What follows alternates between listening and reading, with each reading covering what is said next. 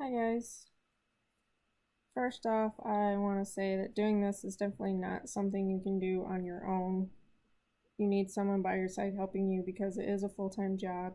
I'm sure some people have done it on their own, but I don't know how they did it on their own, to be honest with you. I had to work weekends, and doing what I was doing, I could barely pay for my bills and had to rely on my husband for the rest of it.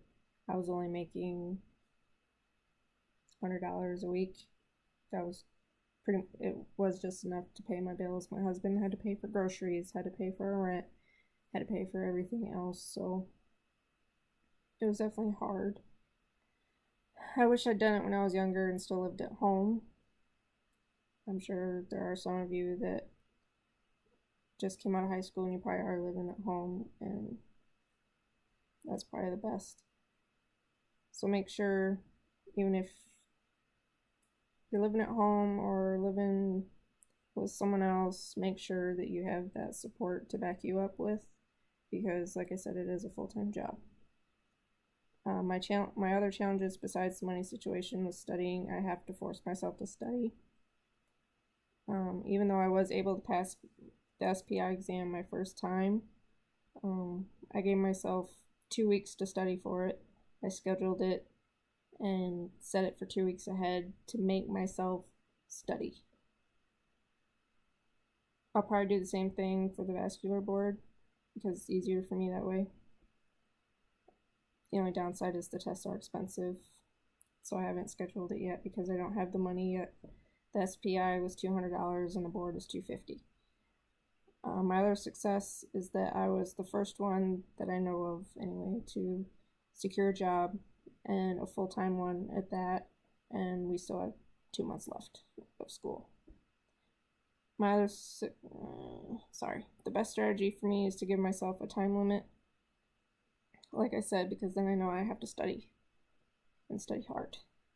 I can't just skim it here or there. I know I have to study because I have that time limit. So, like I said, I'll do the same thing for the board, give myself a few weeks. Taking notes, reading out loud, those help me a lot.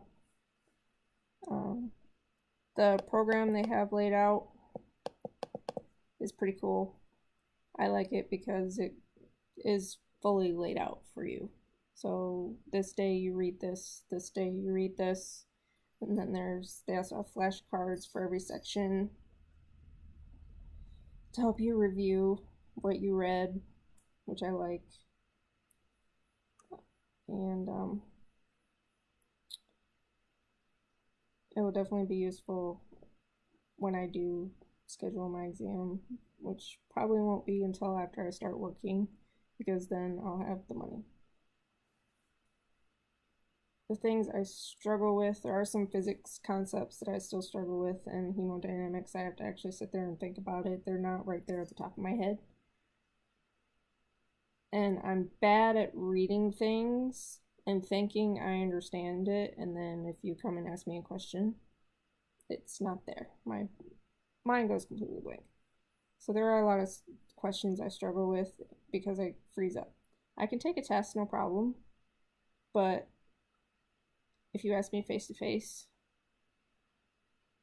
I don't know, it just goes blank. So I always got nervous when Heather would come and she would ask me a question and I knew the answer, but it would take me a minute or two to think about it because I was nervous.